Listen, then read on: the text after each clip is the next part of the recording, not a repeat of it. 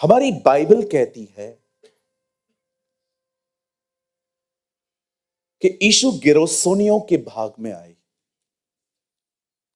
और परमेश्वर का वचन कहता है वहां पर एक व्यक्ति रहता था जो कब्रों में रहता था। बाइबल कहती है कब्र में रहना उसका घर था, वो रहता ही कब्रों में था। आप बिलीव कर सकते उसकी ये हालत थी।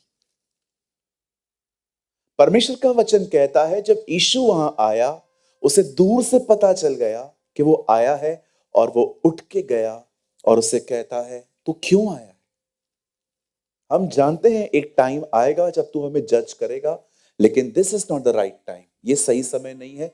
तू क्यों समय से पहले हमें दुख दे रहा है? और बाइबल कहती है यीशु ने उससे पूछा तेरा नाम क्या है? उसने कहा वी आर लीजन, हम सेना हैं। और यीशु ने उन्हें निकल के सुअरों में समा दिया। और परमेश्वर का वचन कहता है लूका 15 अध्याय में जब गुमराह पुत्र अपने पिता के घर को छोड़ता है, सब कुछ बर्बाद कर देता है और वो एक ऐसी नौकरी करने लग गया था जिसमें सुअरों को खाना खिलाया जाता है। यहां पर यीशु सुअरों में दुष्ट आत्माएं डाल रहा है, वहां पर एक व्यक्ति सुअरों के साथ उनकी फलियां खा रहा है। मैं आप में से हर एक को एक बात कहना चाहता हूं, बड़े ध्यान से सुनिए। अगर आप प्रभु की उपस्थिति में जिएंगे तो आप प्रभु को देखेंगे, लेकिन अगर आप वहां से बाहर आएंगे ना, आप डीमन से मिलेंगे।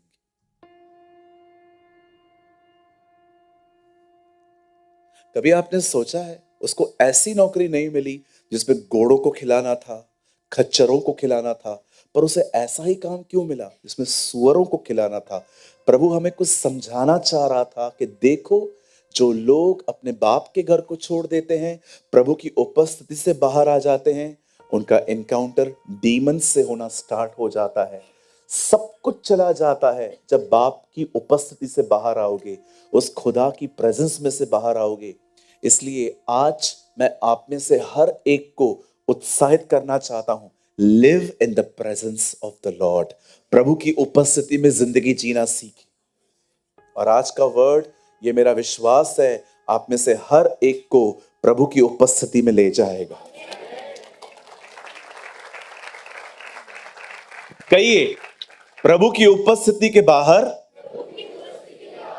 सुअर हैं, लेकिन उसकी उपस्थिति में अंगूठी है, नए कपड़े हैं, नए जूते हैं, धार्मिकता है।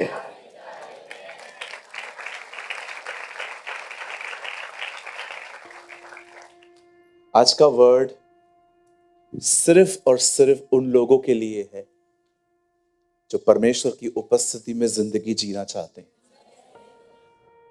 वैसे जो लोग नहीं जी रहे हैं उनके पास भी अपॉर्चुनिटी है, वो भी आ सकते।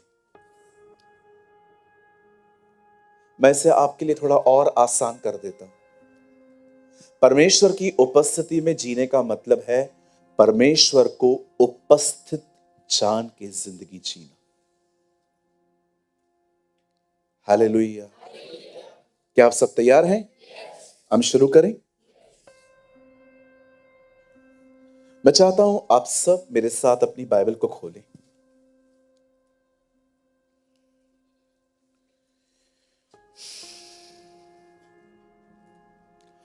Open your Bible with me, the book of 2 Samuel chapter 6।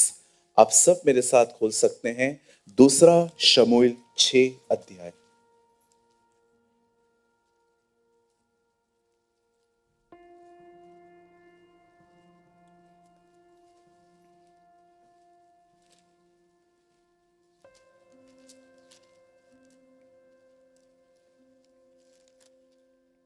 छह वचन। दूसरा शमूएल 6 अध्याय 6 वचन। The book of 2 Samuel chapter 6 verses 6।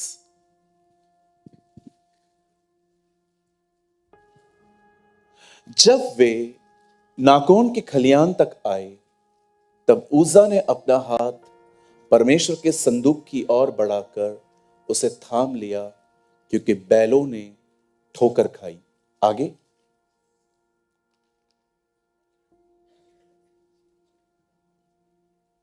तब यहोवा का क्रोध उज्जा पर भड़क उठा और परमेश्वर ने उसके दोष के कारण उसको वहां ऐसा मारा कि वह वहां परमेश्वर के संदूक के पास मर गए।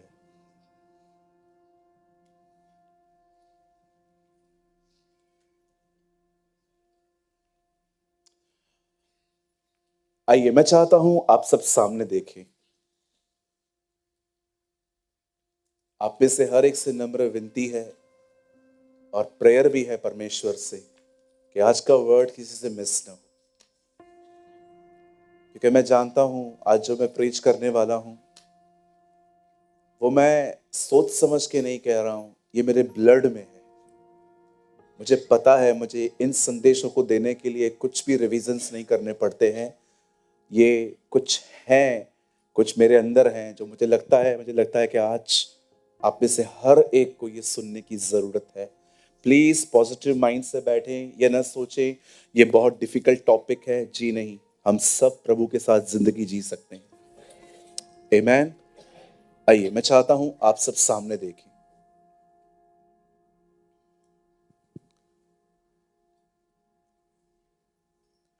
हमारी बाइबल कहती है जब आदम ने पाप किया तब वो परमेश्वर से अलग हो गया। आप जानते होंगे जब परमेश्वर ने आदम को बनाया था तब परमेश्वर ने उसे कहा था तू सब कुछ खा ले लेकिन एक फल को छोड़ दे, क्योंकि जिस दिन तूने उसे खाया तू मर जाएगा। हम सभी जानते हैं आदम ने जिस दिन फल खाया वो उस दिन नहीं मरा, वो मरा 930 साल के बाद। लेकिन जानते हैं वहां पर एक मृत्यु हो चुकी थी जो दिखाई नहीं दे रही है, लेकिन वो हुई। आपकी नजर में मृत्यु क्या है? एक आदमी की जिंदगी बाहर निकल जाना, आत्मा छोड़ देना, जान निकल जाना, और आदमी जमीन पे गिर जाता है और आप कहते हैं ये मर चुका है। लेकिन परमेश्वर की नजर में मृत्यु, जानते हो क्या है? उसकी नजर में मृत्यु है एक आदमी का और उसका अलग हो जाना। परमेश्वर मृत्यु को इस तरह देखते हैं कि एक इंसान उससे अलग हो जाए। इसीलिए यीशु ने अपनी सेवकाई में जब चेलों को भेजा तो उसने क्या कहा? जाओ बीमारों को चंगा करो, दुष्ट आत्माओं को निकालो, मुर्दों को जिलाओ। प्रभु सब थोड़ी मुर्दा है। यस, जो मुझसे अलग है वो मुर्दा है। आप जानते हैं आदम जिस दिन उसने फल खाया, बाइबल कहती है एक्चुअली वो उसी दिन मरा। और आप सभी जानते हैं वो समय था जब परमेश्वर और इंसान अलग हो गए। मैं आप में से हर एक को कहना चाहता हूं, बड़े ध्यान से सुने। अगर मैं खुदा के साथ नहीं हूं तो मैं कहां भी नहीं।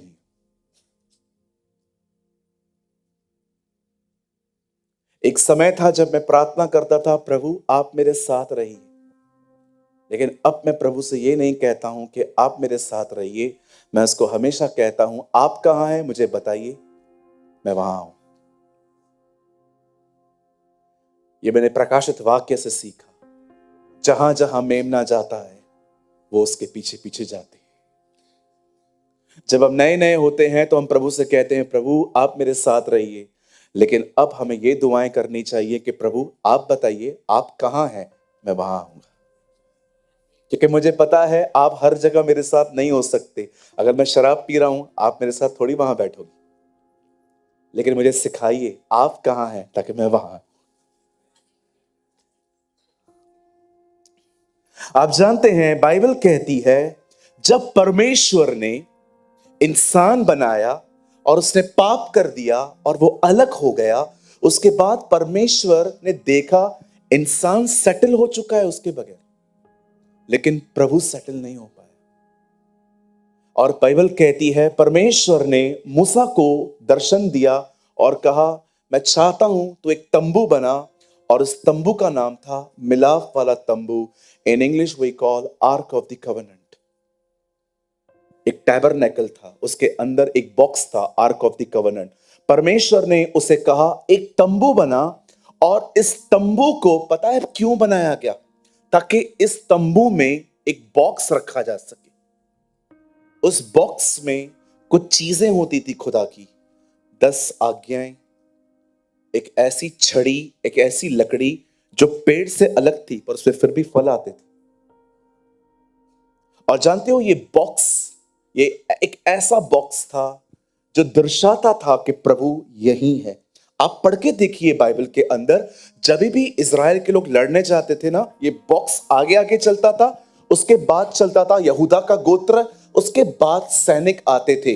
ये बॉक्स जो था ये दर्शाता था प्रभु हमारे साथ है। और उसके बाद यहूदा के जो लोग होते थे वो प्रेस करते करते आगे बढ़ते थे, पीछे सैनिक होते थे। इजराइल युद्ध करने के लिए इस तरह जाते थे। आर्क ऑफ द कवेनेंट, आप देख रहे हो 2 स्वर्गदूत हैं। ब्रदर कम है, कम है। आप देख रहे हो ये लोग खड़े कैसे? Come brother, come this, come from here.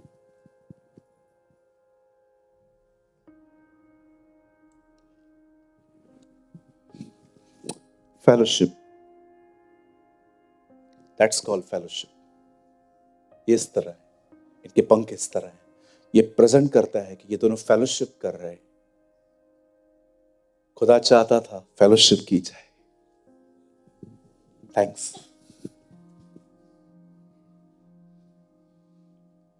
परमेश्वर ने लोगों से कहा, अपने दास से कहा, एक तंबू बना, तंबू में एक बॉक्स रख, उस बॉक्स में मेरी चीजें रख। और जब भी इजराइल के लोग लड़ने जाते थे, ये बॉक्स आगे आगे लेके जाते थे। और उसके बाद यहूदा का गोत्र चलता था। यहूदा का मतलब है प्रेस। यहूदा के वर्ड का मतलब है प्रेस। जैसे आप जानते हैं बाइबल में बहुत सारे हिब्रू नेम्स की डिफरेंट डिफरेंट मीनिंग है। दानियल का मतलब है प्रभु न्यायी है। अहलिया का मतलब है प्रभु मेरे परमेश्वर। यूहन्ना का मतलब है प्रभु अनुग्रहकारी है। हबक्कू का मतलब है परमेश्वर का संदेश वाहक, द मैसेंजर ऑफ गॉड। यूहन्ना का मतलब है गॉड इज ग्रेशियस। नूह का मतलब है रेस्ट। अब्राहम का मतलब है जातियों का पिता। आप जानते हो, आप बाइबल के अंदर जितने भी इब्रानी वर्ड पढ़ते हैं उन सब के अर्थ हैं। कितने लोगों ने ये वर्ड सुना है? थियोफिलुस। जानते हो थियोफिलुस का मतलब प्रभु से प्रेम करने वाला।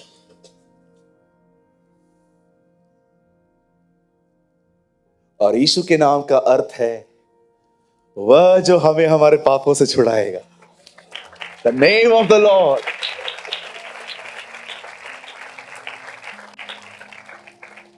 यशुआ मसीह का। You know the Bible says, खुदा का पाक कलाम कहता है, अब परमेश्वर ने एक संदूक बनाया। लेकिन याद रखिए, यह संदूक उठाने के कुछ कस्टम्स थे। आप ऐसे ही संदूक को नहीं उठा सकते हो।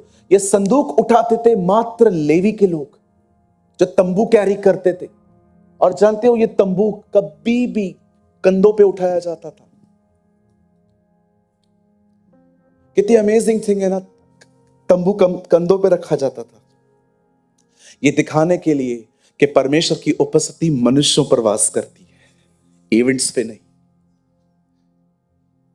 कितनी भी बड़ी मीटिंग करवा लो, लाखों रुपए खर्च करो, उल्टी सीधी लाइट्स लगाओ, धुआं निकालो, जो करना है करो, प्रभु की उपस्थिति इन सब के ऊपर नहीं आती है, मनुष्यों पर आती है। The presence of the Lord is for the people, not for the events. कहिए, प्रभु की उपस्थिति मेरे लिए है। मेरी दुआ है आने वाले दिनों में आप भी उसकी प्रेजेंस को इस तरह कैरी करें। हालेलुया। अब सुनिए, अब ये जो तंबू, ये तंबू है जो आदम के पाप के गिरने के बाद बनाया गया, और उसमें आर्क ऑफ द कवेनेंट है। अब होता क्या था, इजराइल के लोग जब भी लड़ने के लिए जाते थे ना, आप देख रहे हो ना इन दिनों में इजराइल में क्या चल रहा है, 4 सालों में 4 युद्ध। तुम युद्ध और महायुद्ध की खबरें सुनोगे, क्या उसका हर वचन पूरा होता जा रहा है ना। आप जानते हैं ये जब इज़राइल के लोग जब लड़ने जाते थे ना, तो ये बॉक्स जो है ना, ये साथ लेके जाते थे। एक दिन फिलिस्तीनियों का दिमाग कुछ इस तरह चला, इन्होंने कहा एक्चुअली ये जीतते इस बॉक्स की वजह से हैं, लेट्स किडनैप द बॉक्स। यार एक काम करते, बॉक्स को उड़ा देते। अब उनको पता नहीं था वो किस चीज से पंगा लेने जा रहे। मैं एक चीज कहूं आपको, आप जिन भी लोगों को देखो ना जो प्रभु के विरोध में खड़े हैं, विश्वास कीजिए इन पे तरस खाओ, इन पे रहम करो। इनको पता नहीं है इन्होंने किससे पंगे लेके रखे हैं। ये सब आने वाले पास्टर्स हैं। देखो कितने लोग ये बात जानते हैं, खरे के साथ वो अपने आप को खरा दिखाता है, भले के साथ वो अपने आप को भला दिखाता है। लिखा है चतुर के साथ, हिंदी में हमारा लिखा है चतुर, लेकिन इंग्लिश में लिखा है अगर तू चतुर है ना तो खुद को ट्विस्ट करेगा तेरे लिए। लिखा है वो चतुर को उसकी चतुराई में फंसा देता है। अब ये सोचो जो उसका विरोध करेगा उसके साथ क्या करेगा। अगर आप में से कोई भी ऐसा है ना जो उसके अगेंस्ट में है, मैं आपको एक बात बोलना चाहता हूं। आज से बहुत साल पहले एक व्यक्ति उसके अगेंस्ट में था, उसको पकड़ के 13 पत्रियां लिखवाई।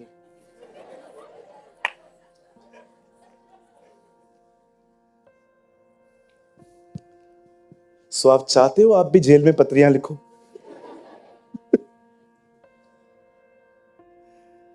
मैं हमेशा कहता हूं एक दिन तो तुम्हें घुटने टेकने ही है।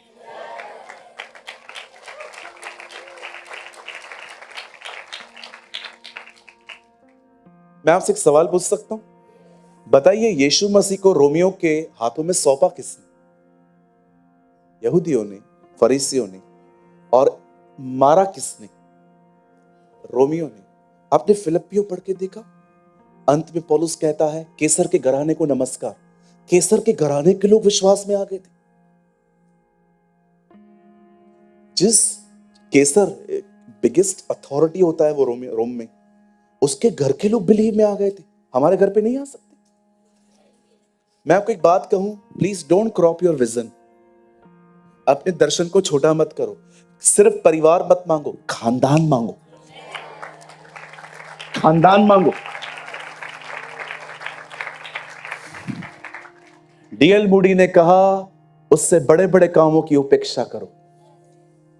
सिर्फ छोटे छोटे काम नहीं, बड़े बड़े कामों की उपेक्षा करो। प्रभु को बोलो प्रभु ये बच्चे लोग मांगते हैं परिवार, ये बच्चे हैं जो तेरे तरफ से परिवार कहते, परिवार बचा, मुझे खानदान चाहिए। कैसे मूसा अड़ा रहा, फिरौन ने कहा औरतें जाए, नहीं सब जाएंगे। फिर आया पुरुषों को लेके जाओ, नहीं सब जाएंगे। फिर कहा बच्चों को ले जाओ, नहीं सबको ले जाएंगे। अरे खड़े रहो तुम, खुदा बचाएगा सबको। और आप विश्वास करिए जो सीधे से नहीं आता है ना, उसको यह भी पता है उसको कैसे लेके आना। एक प्रभु के दास हैं, बहुत बिजी हो गए थे मिनिस्ट्री में। प्रभु उनको रोज कहता था आजा संगति कर, आजा बात कर, आजा उपवास कर, बहुत दिन हो गए हैं, बहुत मिस कर रहा हूं तुझे, आता क्यों नहीं है। और वो रोज। एक दिन उनका एक्सीडेंट हो गया, वो अस्पताल में पहुंच गए और अस्पताल के बेड पे वो ऐसे ऊपर देख रहे थे। प्रभु ने कहा अब सारा दिन मुझे बैठ के देख।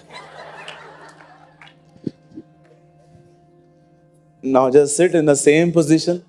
अब सारा दिन मेरे को बैठ के देख, अभी तेरे पास और कुछ भी काम नहीं है।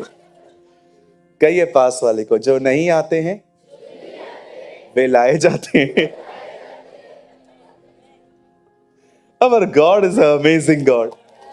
एक दिन आपको पता चलेगा उसका ये व्यवहार एक डिक्टेटर का व्यवहार नहीं था, ये एक प्रेम था आपके लिए।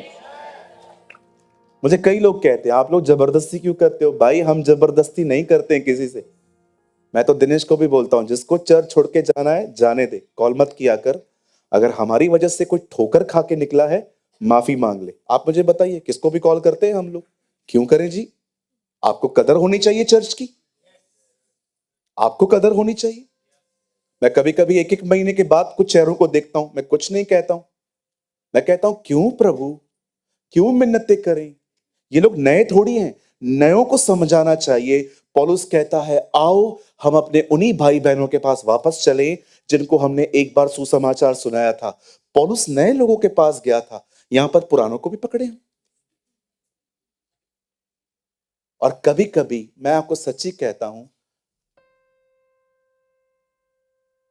परमेश्वर ना अलाउ करता है कुछ चीजें कि आप धक्के खाओ, ताकि आपको समझ में आए 50 रुपए और 25 वाले दूध में क्या फर्क होता है। बिल्कुल, मैं मजाक नहीं कर रहा।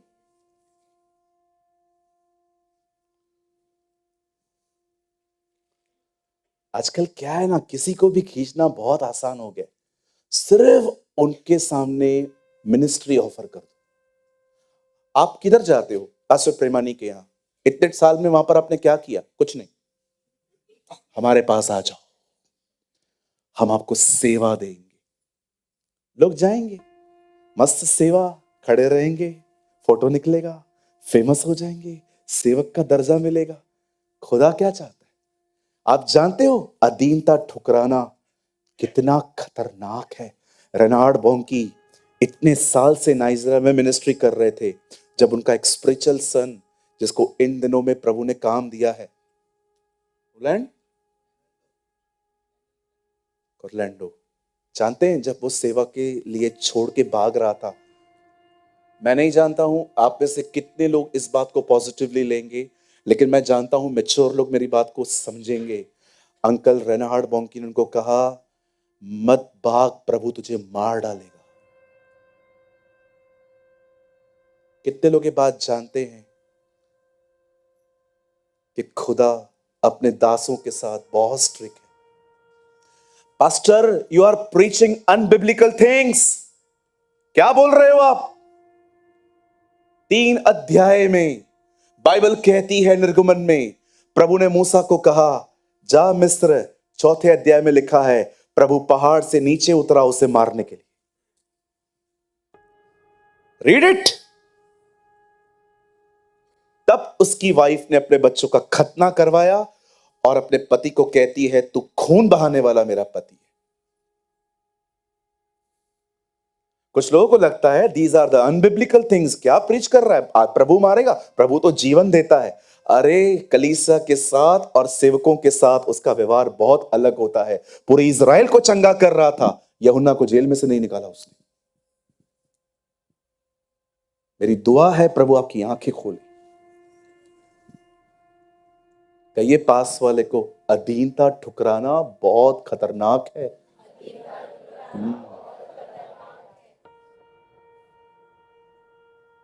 मैंने एक व्यक्ति नहीं देखा है जो किसी अच्छे प्रभु के दास के अधीन हो और प्रभु उसको ऐसे ही छोड़ दे। प्रभु उसको उठाता है। यहोशू को देखो क्या सेवकाई की उसने। कल कल संडे है, कल चर्च के अंदर पूरा प्रचार यहोशू के ऊपर। अरे मैं आपको सच कहता हूं, कल ऐसा खाना मिलने वाला है हमें, आसमान में उड़ेंगे हम। अब सुने, बड़े ध्यान से सुने, मेरी बाइबल कहती है इन लोगों ने बॉक्स को ही किडनैप कर लिया, लेके चले गए। अब हुआ क्या, जब से ये बॉक्स लेके गए ना, तब से इनकी जिंदगी में तकलीफें बढ़ गई। ये लोग ये बात समझ नहीं पाते थे, भाई ये बॉक्स नहीं है, ये बॉम्ब है। जितने लोग उसको टच करते थे, लेके घूमते रहते थे, लिखा है उन सबको इतनी बड़ी बड़ी गिल्टियां हो गई और सबने ठान लिया भाई ये देकर आओ। और आपको पता है उन्होंने ऐसा नहीं दिया, बलिदान करके दिया, बोला गिफ्ट्स भी दो। और बाइबल कहती है अब परमेश्वर का संदूक इज़राइल में वापस आ गया और एक लड़के के पास रखा गया जिसका नाम था अबीनाबात। और अब दाऊद को पता चलता है कि तंबू इज़राइल में वापस आ गया, वो जो बॉक्स है वो वापस आया है। अब जब दाऊद को पता चलता है कि बॉक्स इज़राइल में वापस आ गया है, वाचा का संदूक आ चुका है, बाइबल कहती है उसने एक अनाउंसमेंट की, चलो हम उस बॉक्स को लेने के लिए जा रहे हैं। और बाइबल कहती है उसने अपने साथ 30,000 लोगों को ले लिया, उठाने वाले 4, 29,000 भी ज्यादा लोग एक्स्ट्रा। मैंने प्रभु से पूछा, प्रभु ये इतने लोगों को साथ में क्यों लेके गया, क्या कारण था? जानते हो क्यों दाऊद इतने सारे लोगों को लेकर गया? दाऊद दिखाना चाह रहा था परमेश्वर को, प्रभु आप आ रहे हैं, हम आदर के साथ ले जाएंगे आपको, हम रिस्पेक्ट के साथ ले जाएंगे। मैं नहीं जानता हूं आप में से कितने लोग हैं जो परमेश्वर की प्रेजेंस की रिस्पेक्ट करते हैं। मुझे नहीं पता है आप में से कितने लोग हैं जो सजदे करते हैं, धन्यवाद करते हैं, सलाम करते हैं, सिर्फ एक वजह से, थैंक यू, तू हमारे साथ है। हे सेनाओं के यहोवा तू हमारे साथ है, हे महान इमैनुअल तू हमारे साथ है। मुझे इससे बढ़कर कुछ भी नहीं है कि तू मेरे साथ है।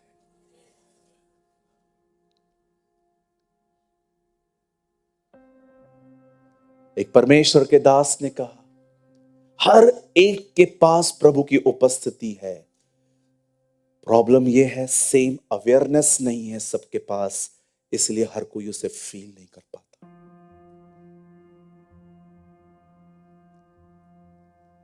उन्होंने कहा जितना आप पवित्रता में चलोगे उतना आप उसकी प्रेजेंस को अपने आसपास फील कर पाओगे। आप जानते हो ये हो सकता है कि आप में से यहां कोई ऐसा है जिसे पता है खुदा साथ है, बट आप उसका ऑनर नहीं करते, आप उसकी रिस्पेक्ट नहीं करते। दूर से देखा पतरस ने प्रभु खड़े हैं, बाइबल कहती है वो नंगा था, उसका सिर्फ ये हिस्सा ढका हुआ था, उसे कपड़े पहने, वो पानी में कूदा और सीधा प्रभु के सामने खड़ा हो गया। अगर आप उससे पूछते ना, पतरस आपने कपड़े क्यों पहने, पतरस एक खूबसूरत जवाब देता, हम आपस में बैठे हैं, कैसे भी बैठ सकते हैं, लेकिन अगर हम उसके सामने जा रहे हैं तो हम रिस्पेक्ट के साथ जाएंगे।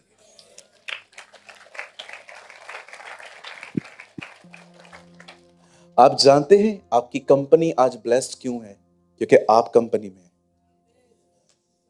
आप जानते हैं जिस स्कूल में आप टीचर हैं वो स्कूल क्यों आज बहुत ज्यादा ब्लेस्ड है? क्योंकि आप वहां हैं। जिस जगह पे खुदा रहता है ना, वो जगहें प्रॉस्पर होती हैं, वो ब्लेस्ड होती हैं, वो आशीषित होती हैं। मैं सब लोगों को बोलना चाहता हूं, किसी को भी निकाल दो जॉब से, मसीह व्यक्ति को मत निकाल दो, उसकी वजह से ही तुम्हारा काम चल रहा है। जब परमेश्वर 10 लोगों की वजह से सदोम और अमोरा को ब्लेस कर सकता है, तो एक की वजह से कंपनी को ब्लेस क्यों नहीं कर सकता?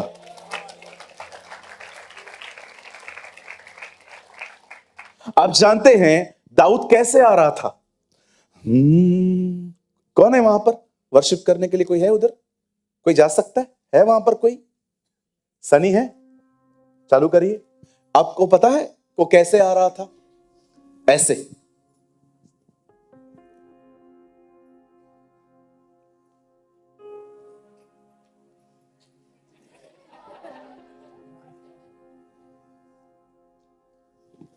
इस तरह से लोग कब्र के आगे आगे चलते हैं, लेकिन वो कैसे आ रहा था? ए बोर के तारो जाग उठो, ए वीणा के तारो झूमने लगो, ए बोर के तारो जाग उठो, ए वीणा के तारो झूमने लगो, मेरे यीशु की प्रशंसा करो, मेरे यीशु की प्रशंसा करो, मेरे यीशु की प्रशंसा करो, मेरे यीशु की प्रशंसा करो, मैं तो प्रभु के घर को चला।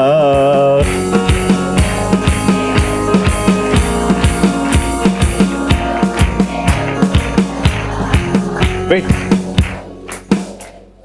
सी,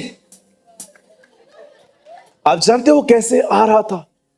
बोर के तारों जाग उठो, हे वीणा के तारो, जाग उठो, मेरे यीशु की प्रशंसा करो, मेरे यीशु की प्रशंसा करो।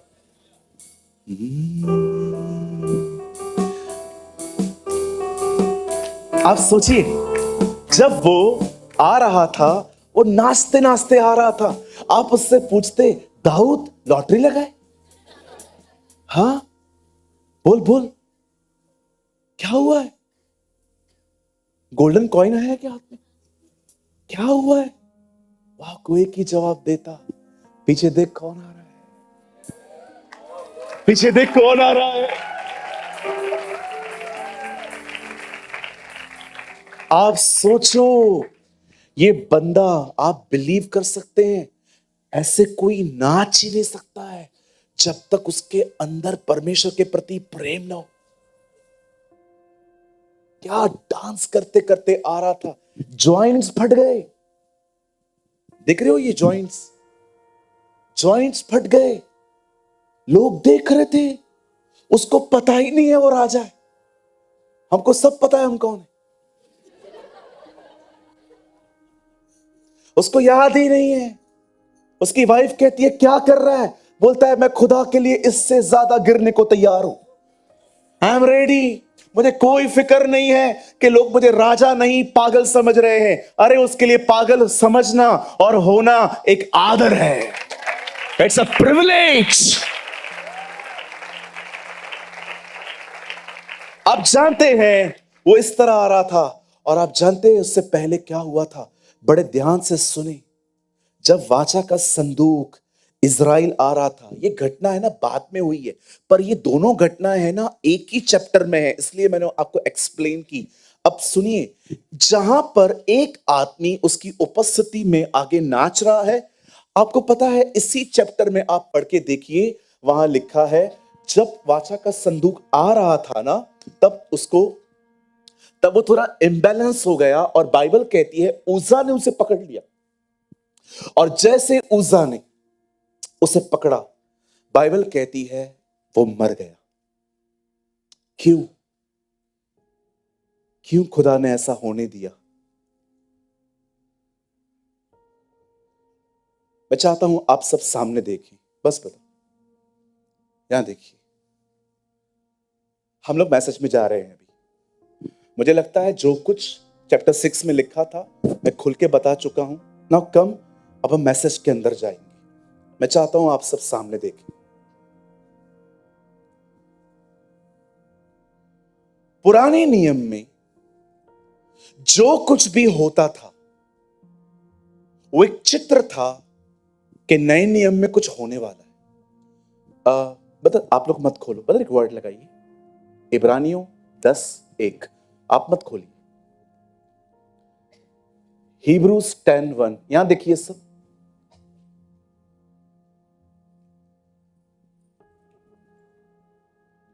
इब्रानियों 10:1, क्योंकि व्यवस्था जिसमें आने वाली अच्छी वस्तुओं का प्रतिबिंब है, पर उनका असली स्वरूप नहीं। बाइबल कहती है, अब इसको ईआरवी में लगाइए, for the law having a shadow of the good to come, not the very image of the things. Bible कहती है पुराने जमाने में जो कुछ लिखा और हुआ है ना, वो एक शैडो है कि कुछ होने वाला है।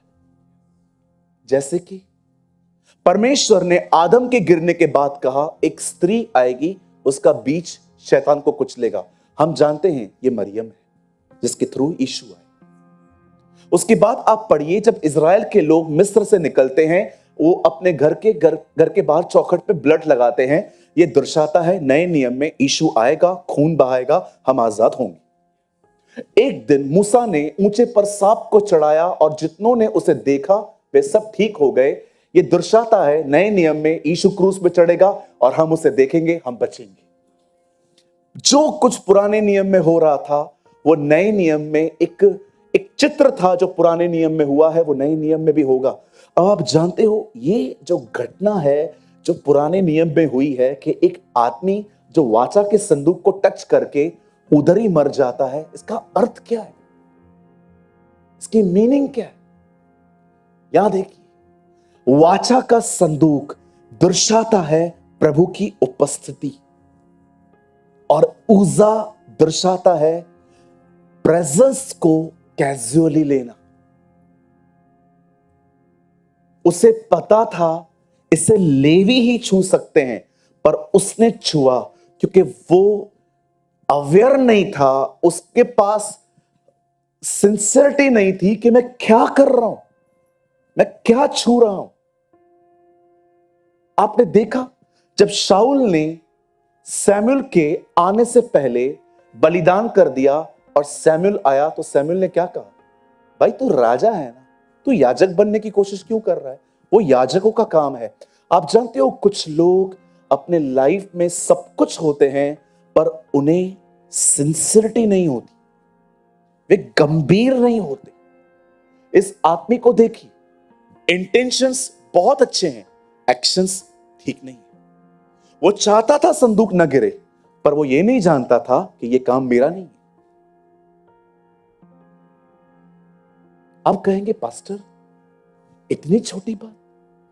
याद रखना, अगर आपने आज किसी चीज को अलाउ कर दिया जो गलत है, कल वो चीज परंपरा बन जाएगी।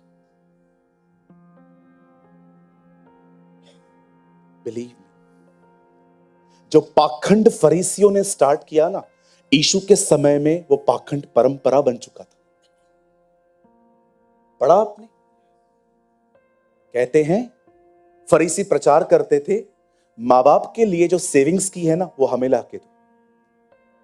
तुम कहते हो जो पैसा मां बाप को देना था वो तुम खुदा को दे दो, तो क्या तुमने व्यवस्था की ये आज्ञा नहीं तोड़ी? आप जानते हो इस पाखंड को यीशु ने बताया कि जो पाखंड तुमने शुरू किया है ना, वो कहता है अब देखो ये परंपरा में बदल चुका। अगर मैं आज एक को छूट दूंगा ना, कल सब कहेंगे अरे यार वो भी तो बैठता है, अरे यार वो भी तो करता है। बिलीव मी, अगर आज आपने कोई चीज को हल्का ले लिया ना, आने वाले जनरेशन वो परंपरा कर लेगी।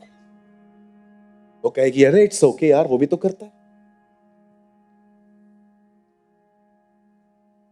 आप देखो आज कितनी तकलीफ हो रही है जब मैं लोगों को बोलता हूं बचपन का बपतिस्मा होता ही नहीं है। बिलीव ही नहीं करते हैं कुछ लोग, कहते हैं नहीं नहीं नहीं नहीं, नहीं। अरे भाई कहां से आया ये, किधर लिखा है? क्या यीशु ने बचपन में बपतिस्मा लिया? नहीं, जब वो 30 वर्ष का था तब लिया।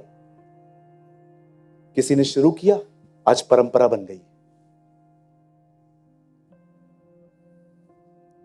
ये कारण है कि परमेश्वर स्ट्रिक्ट था, क्योंकि उसको पता था आज स्टार्ट हुआ, कल ये चीजें परंपरा में बदल जाएंगी, कल लोग सेटल हो जाएंगे। अरे यार इतना तो चलता है। कुछ लोग को कहो शराब छोड़ दो, इतनी से तो लेता हूं, 90 ml तो पीता हूं, गिर थोड़ी रहा हूं, नाली में से थोड़ी उठाते हैं घर वाले मुझे। देख रहे हो सेटल हो गई है मेंटालिटी, थोड़ा थोड़ा चलता है। आप सोचो आप ऊपर जाओ, प्रभु गरम गरम सलिया आपके इधर लगाए, थोड़ा थोड़ा चलता है, पूरा थोड़ी मार रहा हूं, थोड़ा थोड़ा चलता है, आकर चलेगा उधर, बोलो चलेगा?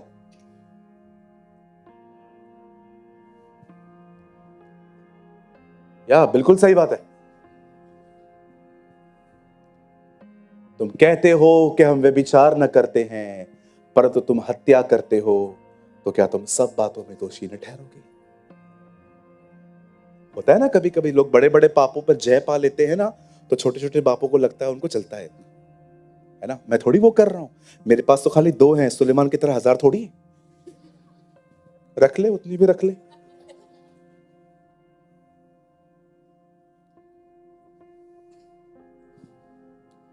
मेरी बाइबल कहती है उज्जा ने हाथ लगाया और वो मर गया। एक व्यक्ति प्रभु की उपस्थिति के प्रति गंभीर नहीं था और वो मर गया। नाउ लिसन टू मी, जितने लोग यहां बैठे हैं, अगर आप और मैं प्रभु के उपस्थिति के प्रति आज गंभीर नहीं हुए, ये शरीर में मरा, आप आत्मा में मरोगे। जानते हो आत्मा में मरने का मतलब क्या होता है? No interest for Bible. प्रार्थना में कोई रुचि नहीं है, वचन में कोई रुचि नहीं है, उपवास में कोई रुचि नहीं है। प्रचार होता भी है, आपका दिमाग सेटल है, मीटिंग अटेंड कर ली, इससे आगे नहीं जाना है। आप देख रहे हो कैसे एक आदमी आहिस्ते आहिस्ते डाई हो जाता है जो परमेश्वर की उपस्थिति को हल्के से लेता है। याद रखिए, पुराना नियम शारीरिक है, नया नियम आत्मिक है। पुराने नियम के अंदर मेमना एक जानवर था, नए नियम में यीशु मसीह था। पुराने नियम के अंदर बाइबल कहती है मूसा उनको लेकर आया जो पृथ्वी पर जन्मा था, हमें निकालने के लिए स्वर्ग से यीशु उतरा था जो आत्मा में था। आप जानते हैं आप में से बहुत लोग यहाँ आत्मा में है, मतलब वो पवित्र आत्मा में चलता था। आप जानते हो अगर आप और मैं आत्मा के अंदर पवित्र आत्मा के प्रति अगर हम गंभीर नहीं हुए, आप मर जाए। चलो और अंदर जाते हैं। आप चर्च आए, आप सबसे मिले, आपने सबको देखा, वर्शिप स्टार्ट हुई, अभी भी आपका ध्यान इधर उधर है, आप वर्शिप नहीं कर रहे हैं, आप हैं इधर ही, लेकिन आप वहां नहीं हैं। आप देख रहे हैं आप प्रभु की उपस्थिति को हल्का ले रहे हैं। वचन चल रहा था लेकिन वचन पूरा हो गया, आपके अंदर कुछ नहीं गया क्योंकि आपका दिमाग कहीं और था। आपने सबको पकड़ना सीख लिया है पर खुद को पकड़ के सामने देखना नहीं सीखा है। आप देख रहे हो आप प्रभु की उपस्थिति को हल्का ले रहे हो। याद रखिए पूरी चर्च उपवास करती है, आप चाहते तो आप कर सकते थे लेकिन आपको ये इंपॉर्टेंट नहीं लगा। आप जानते हो जब लोग प्रभु की उपस्थिति को इस तरह कैजुअली लेना स्टार्ट करते हैं, उन्हें पता भी नहीं चलता, स्लोली स्लोली वो मर जाते।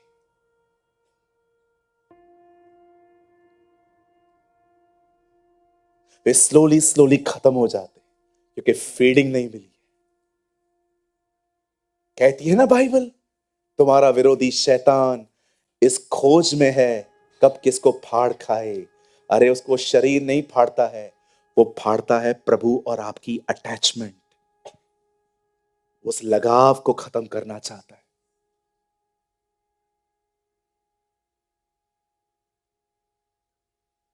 आज मैं आपसे पूछना चाहता हूं जितने लोग यहां हैं, अरे क्या मिलेगा बड़े बड़े लोगों से कांटेक्ट करके?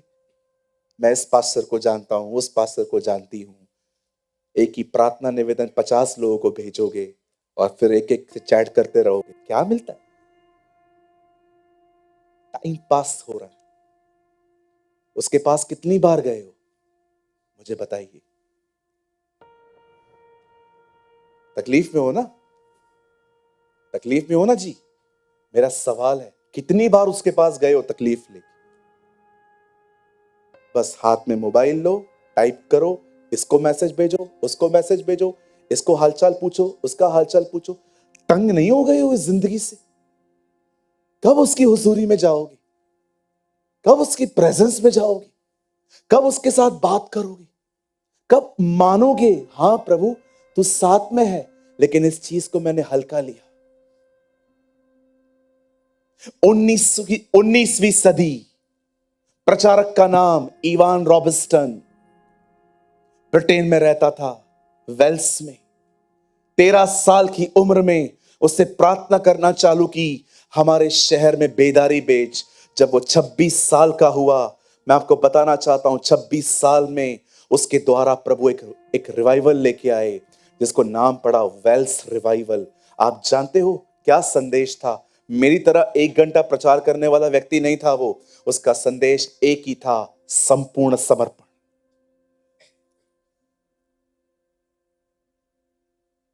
विलियम ब्रदर्स कहते हैं जब वो खड़े होते थे तो पूरा नगर प्रभु की उपस्थिति महसूस करता था। साधु सुंदर सिंह जो बचपन में प्रार्थना करता है कि सच्चा खुदा सामने आए नहीं तो मैं खुद को खत्म कर दूंगा। लुधियाना से वहां से ट्रेन जाती थी, लुधियाना एक्सप्रेस, कहते हैं दिल्ली की तरफ जाती थी। उसने कहा था उसी ट्रेन के नीचे मर जाऊंगा अगर तू मेरे सामने नहीं आया। प्रभु उस पे प्रकट हुआ। क्या लोग थे। जॉन वेस्ली हर गांव में लोगों के उठने से पहले उठता था, उनको प्रभु के बारे में बताता था। लोग खेत पे काम करने जाते थे, जब वापस आते थे फिर से उनको बताया करता था। किसी ने कहा पौलुस भी इसी तरह करता था। उसने इफिसियों के लोगों को कहा मैंने तुम्हारे बीच में दिन और रात प्रचार किया।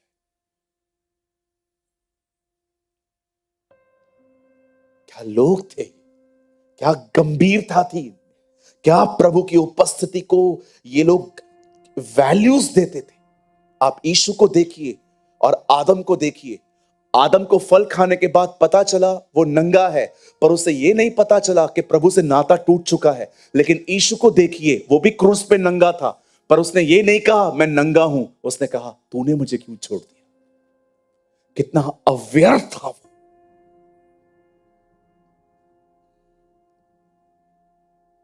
अरे मैंने देखा है, हमारे डैडी बैठे रहे, टीवी चलती रहे, कोई गंदा सीन आए ना, हम लोग उठ के चले जाते हैं, क्योंकि हमको पता है पिताजी के सामने ये चीजें कैसे देख सकते हैं, हमें तो वैसे भी नहीं देखना चाहिए।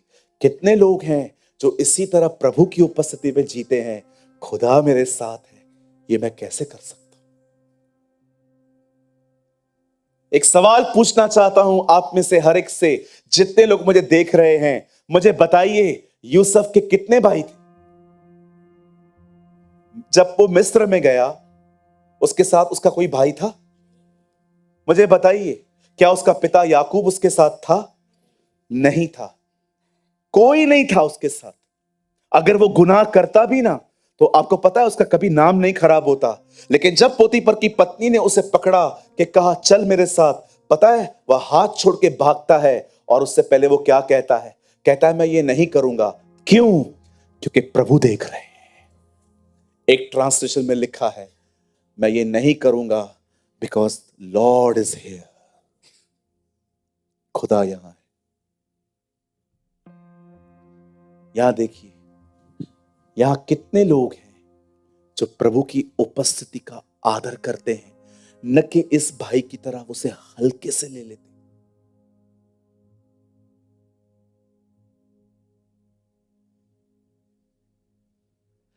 परमेश्वर की उपस्थिति को ग्रांटेड इस तरह न लीजिए। ये सिर्फ रैप्चर तक आपके साथ है। पॉल वॉशर ने कहा इन दिनों में तुम अनुग्रह पे अनुग्रह देख रहे हो, अनुग्रह पे अनुग्रह देख रहे हो, अनुग्रह पे अनुग्रह देख रहे हो। अगर एक बार प्रभु आके चला गया और तुम नहीं उठाए गए, न्याय पे न्याय, न्याय पे न्याय, न्याय पे न्याय देखोगे। देखा होगा ना आपने, सीजन्स आती है, बारिश आती है, छतरियां दिखती है। कुछ सीजन्स आती हैं, स्ट्रॉबेरियां दिखती है। कोई सीजन आती है, मैंगोज दिखाई देते हैं। आप जानते हो इन दिनों में एक सीजन चल रही है अनुग्रह की। याद रखना, ये सीजन हमेशा नहीं रहेगी। ये सीजन एक दिन खत्म होगी और उसके बाद बिली ग्राहम कहते हैं तुम वापस पिता को यहोवा की तरह देखोगे। कितना दयालु है, रोज पाप करते हैं, रोज माफ करता है, फिर भी हम उसकी उपस्थिति को हल्का लेते हैं।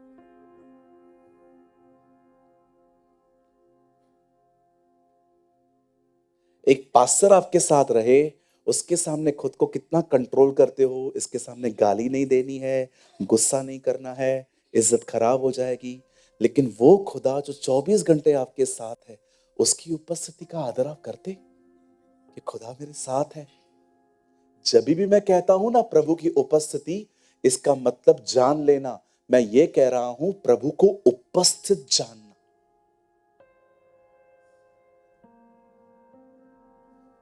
हालेलुया। इसे हल्का न लें। देख रहे हैं, आप ऊपर जाएंगे ना, आप इस भाई से मिलेंगे ना, आप पूछेंगे ना तेरी मौत क्यों हुई, वो आपको एक ही बात कहेगा, मैंने वो कर दिया जो मेरे लिए नहीं था। मुझे लगा मैं अच्छा कर रहा हूं ना, फिर क्या हुआ, और मैं मर गया। यहां देखिए, मैं आपको एक सलाह देता हूं, बड़े ध्यान से सुनिए। जानते हो प्रभु की उपस्थिति में जिंदगी जीने का अर्थ क्या होता है?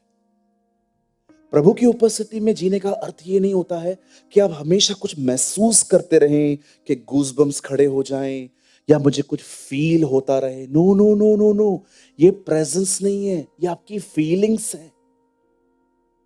जानते हो प्रभु की प्रेजेंस में जिंदगी जीने का अर्थ क्या होता है? आप ये मानते हैं वो आपके साथ है और आप अपना हर काम उसकी खुशी के लिए करते हैं।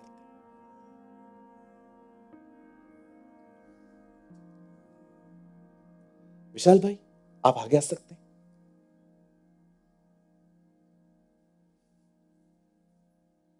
ऊपर चल सकते हैं मेरे साथ? आ जाओ।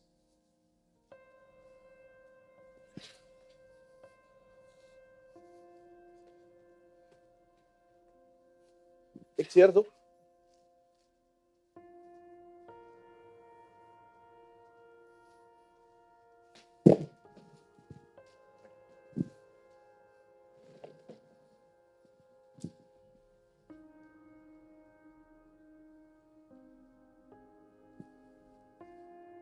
मैं प्रभु के साथ बैठा हूं, हमने टीवी ऑन की, दूरदर्शन ऑन किया, प्रभु और मैं साथ में देख रहे हैं दूरदर्शन। अब दूरदर्शन पे गालियां चल रही हैं, चले गए। आ जाइए, फोन दीजिए। हाँ, कैसा है? अरे पकड़ के ला उसको, देखता हूं मैं।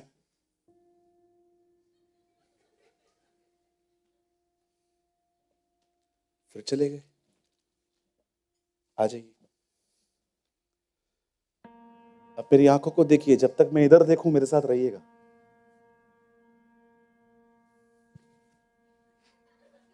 अब मैं औरतों को देख रहा हूं।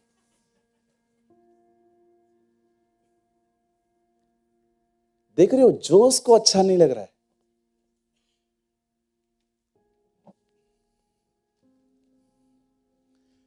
आप आप बार बार चले क्यों जाते हो? मुझे देखा नहीं जाता।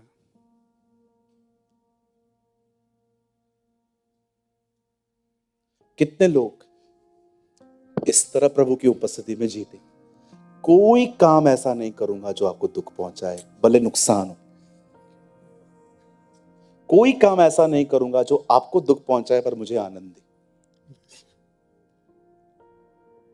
अगर मुझे बेटा ही मारना पड़े लेकिन आपको खुशी है, तो मैं अब्राहम की तरह बेटा देने के लिए भी तैयार हूं। Bless you. आप जानते हो कुछ लोगों के साथ प्रभु बहुत साथ साथ रहता है पर खुश नहीं है उनके साथ। हम बैठे हैं आपस में, फोन निकालिए वापस। अब देखना, इनकी शक्ल देखना। हाँ भाई, कैसे हैं आप? प्रभु आपके साथ है, वो आपसे प्यार करता है, वो बहुत जल्द आने वाला है। See his face, see his face. हाँ हाँ, लेकिन वो विशाल से बच के रहना। हाँ, नहीं नहीं, गोरे लोग बहुत अंदर से काले भी होते हैं, दूर रहना।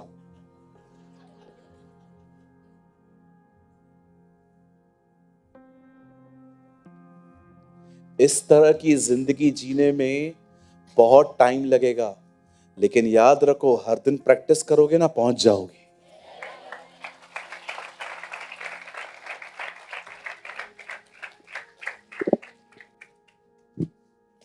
कितने लोगों ने समझा प्रभु की उपस्थिति में जीने का मतलब क्या होता है?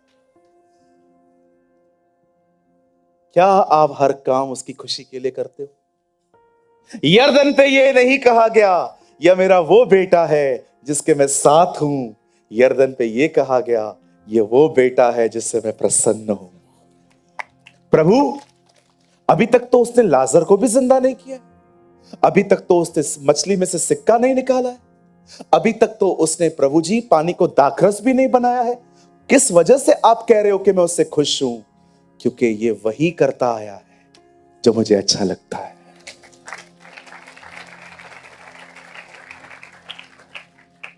सेवकाई इसी सिस्टम में बहती है। जब एक व्यक्ति खुदा के साथ जीना शुरू कर देता है ना, विश्वास करो उसके संदेशों में सिर्फ थियोलॉजी नहीं होती है, प्रभु बहना शुरू हो जाता है। ये संदेश नहीं है, ये एक्चुअली एक मसीह की जिंदगी है। उसको जीना ही इस तरह है। जिसने मुझे भेजा है उसने मुझे अकेला नहीं छोड़ा है, क्योंकि मैं सदैव वही करता हूं जिससे वो प्रसन्न होता है। आइए अपने पास वाले से कहिए, बहुत समय की बर्बादी हो चुकी है, अब थोड़ा प्रभु की उपस्थिति में जी लो।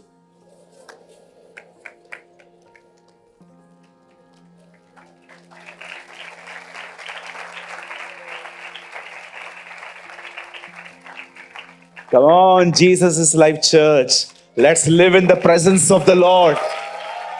Let's live in the presence of Jesus. Let's live. अरे दुनिया तो दिन काट रही है, जिंदगी तो वो जीते हैं जो उसकी उपस्थिति में रहते हैं। अगर आपने नहीं सुना, मैं दोबारा कहता हूं, जिंदगी, दुनिया तो दिन काट रही है, जिंदगी तो वो जीते हैं जो उसके साथ जिंदगी जीते हैं।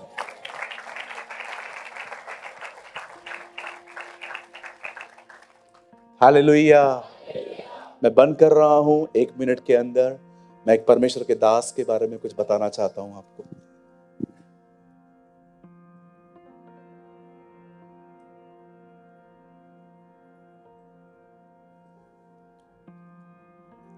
आज से बहुत साल पहले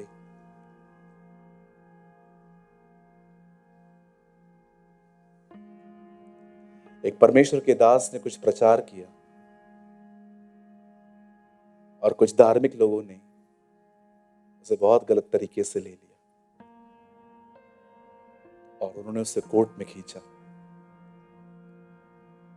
कहते हैं अपने बुढ़ापे में वो कोर्ट जाते थे, अपने जवान बच्चों को कहते थे तुम नहीं चलोगे, मैं खुद ही जाऊंगा।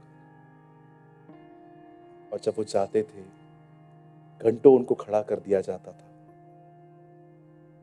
एक दिन वो कोर्ट में थके हुए से खड़े थे और उन्होंने अपनी आंखें स्वर्ग की तरफ उठाई और प्रभु से कहा,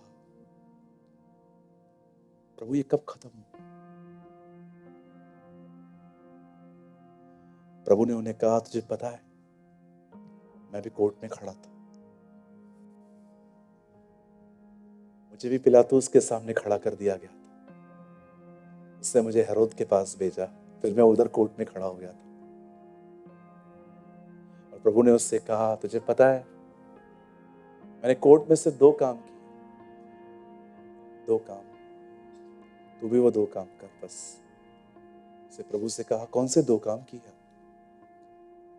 होता है जितने लोग मुझ पे दोष लगा रहे थे, मैंने उनसे प्यार किया और मैंने परमेश्वर पर भरोसा किया कि वो मेरा न्याय करेगा। उस परमेश्वर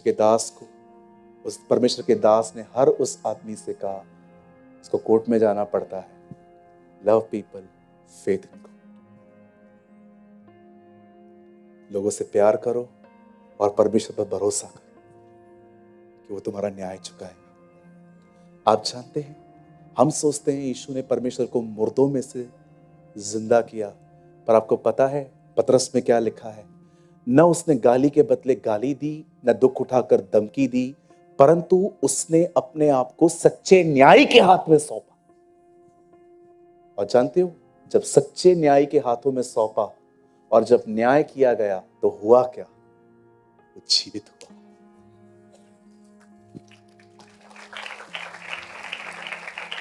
यहां देखिए, जितने भी लोग आपको सताते हैं, परेशान करते हैं, गालियां देते हैं, आपको मिसकोट करते हैं, आपको मिसअंडरस्टैंड करते हैं, आपके खिलाफ बहुत सारी बातें करते हैं, मैं आप में से हर एक को कहना चाहता हूं, हर एक को जवाब मत दो, शांत रहो, चुप रहो।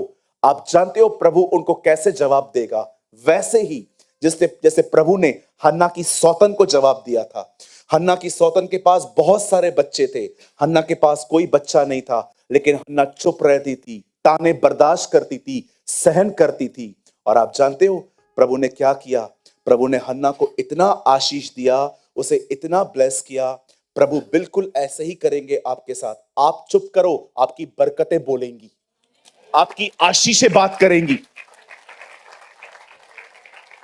मैं आप में से हर एक को कहना चाहता हूं, जो परमेश्वर इस पृथ्वी पर आकर लोगों की अंधी आंखें खोल सकता है, वही परमेश्वर पौलुस को अंधा भी कर सकता है।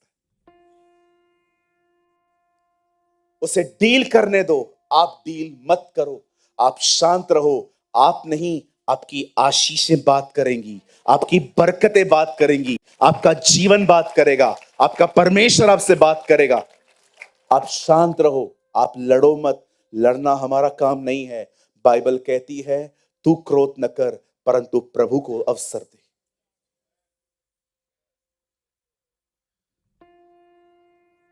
आज से प्रभु की उपस्थिति का आदर करें। डोंट बी लाइक अ उजा, बी लाइक डेविड। दाऊद की तरह उसकी उपस्थिति का आदर करना सीखें, न कि उजा की तरह उसकी उपस्थिति के साथ खेलना।